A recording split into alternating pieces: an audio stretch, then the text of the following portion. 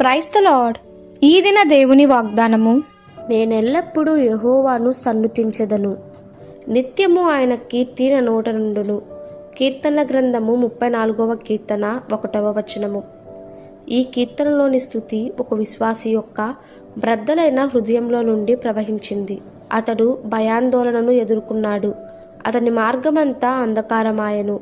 బాధలు, వేదనలు, శ్రమలు, పరీక్షలు అతన్ని చుట్టుముట్టాయి.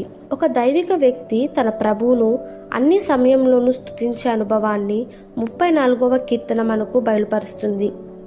పరిస్థితులన్నీ బాగుగా ఉన్నప్పుడు, అన్నీ బాగుగా జరుగుతున్నప్పుడు ప్రభు స్తుతించడం బహుసులభం. అయితే ప్రభువుని అన్ని సమయంలోనూ, అన్ని పరిస్థితుల్లోనూ మనం స్తుతించాలంటే ఆయన మంచితనాన్ని, ఆయన నమ్మకత్వాన్ని నిరంతరము మనము కొనియాడి స్తుతించాలంటే కేవలము మనలోని విశ్వాసం మాత్రమే దాన్ని చేయగలదు.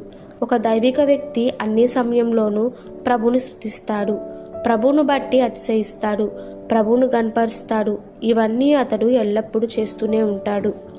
ఎల్లప్పుడూ చేసే ఈ స్తుతి ఈ కీర్తనలో ఒక ప్రత్యేకమైన తలంపు.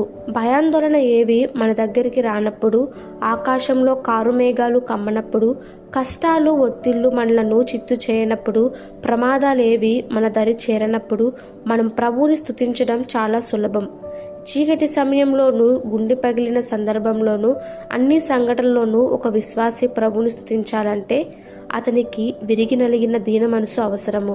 అప్పుడు అన్ని సందర్భంలో అతనిచ్చే నిత్యము ప్రభు స్తుతింపబడుతూ ఉంటాడు. ప్రభునందు చెదిరిన విశ్వాసి ఉన్న వ్యక్తిలో మాత్రమే అన్ని సమయంలోనూ ప్రభుని స్తుతించే ఆత్మ ఉంటుంది. అందుకే కీర్తనాకారుడు యెహోవాను బట్టి నేను అతిశయించుచున్నాను అని చెప్పగలుగుతున్నాడు. ఆస్తి, అంతస్తులు, సాంఘిక సామాజిక స్థితిగతులు, మానవ శక్తి సామర్థ్యాలు అవన్నీ వైఫల్యాన్ని నడిపించవచ్చు.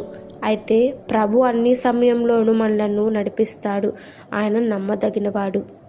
ఈ దిన దేవుని వాగ్దానము మనందరి జీవితంలో నెరవేరులాగున ప్రభు కృప మనకి తోడై ఉండునుగాక. Amen. God bless you all.